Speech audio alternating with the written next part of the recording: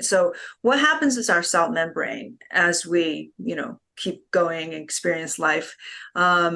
Why do we need to optimize it? It must be because it hasn't been functioning well enough. Yeah, well, we got to think about all the assaults that we're exposed to first and foremost. So when we think about the environment today, we are in an environment that is riddled with toxins. So those damage our cell membrane. We are living in a soup of electromagnetic frequencies, and those damage our cell membrane.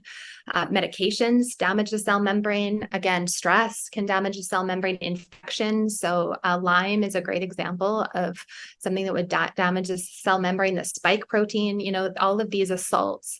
And if we don't have reserve capacity, so that biochemical bank account that has lots of, we can take lots of withdrawals out of it.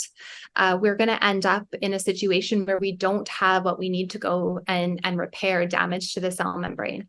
And so I really like to use the analogy that these phospholipids and fatty acids are really putting valuable deposits into your biochemical bank account.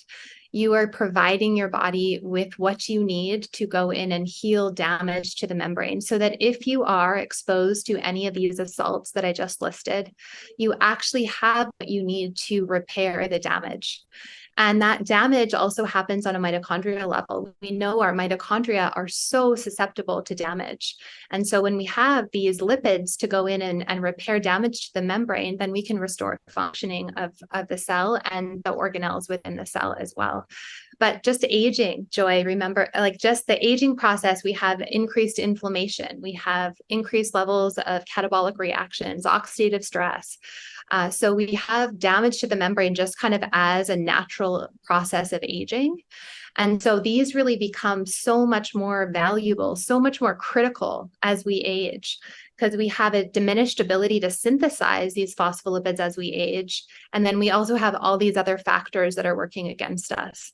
So when you look at literature, I know that you were particularly interested in using lipids to support brain health. And when you look at the literature around using lipids to support brain health, there's actually researchers that are hypothesizing that we could potentially mitigate the brain shrinkage that we see typically happen between the ages of 50 and 80.